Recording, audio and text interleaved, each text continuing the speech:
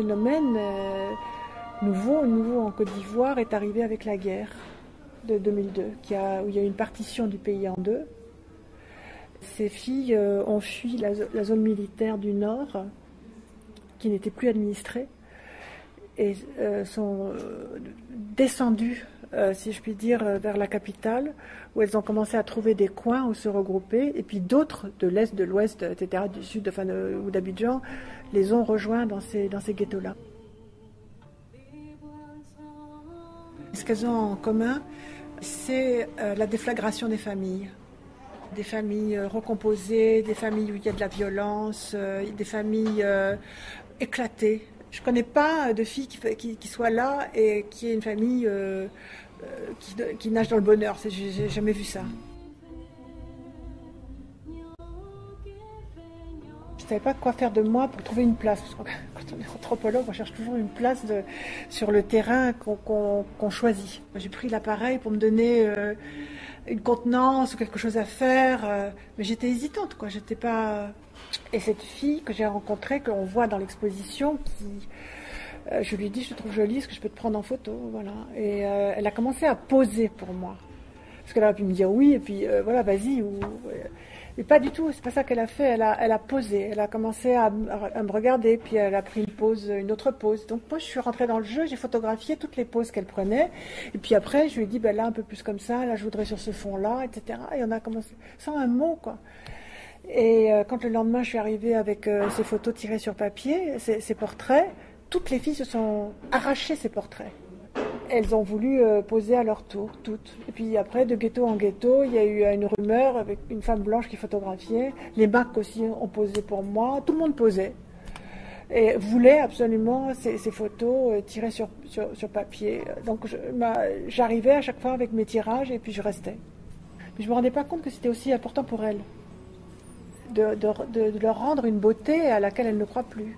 Parce qu'elles retournent le dégoût qu'elle provoque, elle le retourne sur elle en disant c'est moi qui suis dégoûtante. Alors on peut dire non, c'est pas toi, mais si, c'est moi. Il y a une culpabilité intérieure qui les détruit, mais profondément. La journée, elle la passe, voilà, comme on la passe dans un ghetto, avec des temps de vacuité, des temps où on essaie de trouver à manger, des temps où on se maquille, enfin je sais pas, voilà. Dans un lieu qui est quand même passablement fracassé, où la vie est difficile, donc à chaque fois qu'on a besoin d'eau, qu'on a besoin de dormir, qu'on a besoin de... Voilà, tout ça devient compliqué, c'est tout.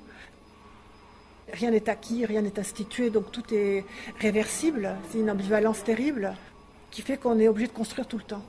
De protéger la moindre petit argent qu'on vient de gagner, de trouver un endroit où le mettre, savoir où on va mettre ses habits pour ne pas se les faire voler, se mettre sur un coup de petite arnaque que quelqu'un vous propose et comment on le construit, etc. Ensuite, essayer d'éviter la répression qui s'ensuit. Enfin bon, voilà, on est tout le temps dans une espèce de qui-vive, en fait.